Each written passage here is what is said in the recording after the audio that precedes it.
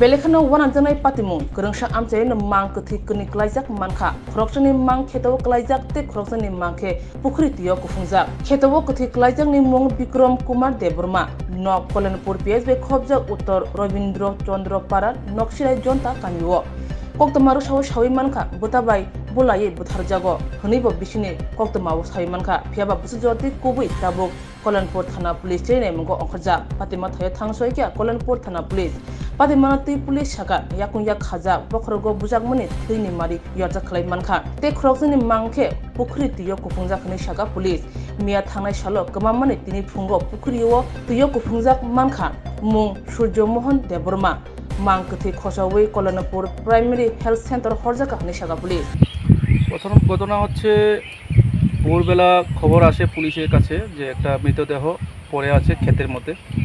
তো সেই খবর পেয়ে কল্যাণপুর থানার ওসি স্টাফ নিয়ে এসে দেখে যে একটা বীরেশ্বর দেববর্মা অনুমান 24 বা 25 বছর হবে, তার মৃতদেহ পড়ে আছে বাড়ির থেকে বেশি দূরে না, কোন জায়গায় স্যার? ক্ষেতের মধ্যে পড়ে আছে, হাত পা বাঁধা অবস্থায় এবং রক্তাক্ত অবস্থায়। তো সেটাকে উদ্ধার করে নিয়ে যায়। কোন জায়গায় স্যার ঘটনাটা হচ্ছে এটা গোবিন্দ চৌধুরী পাড়া, উত্তর মহারানীপুর, কল্যাণপুর থানার আন্ডারে। এবং এখন আমরা ওই ফরেন্সিক সায়েন্স যে মোবাইল ভ্যান আছে আগরতলায়, সেই টিমটাকে আমরা দেখেছি তদন্তের জন্য। ডেড বডি আমরা অলরেডি হসপিটাল কল্যাণপুর হসপিটালে শিফট করে নিয়েছি।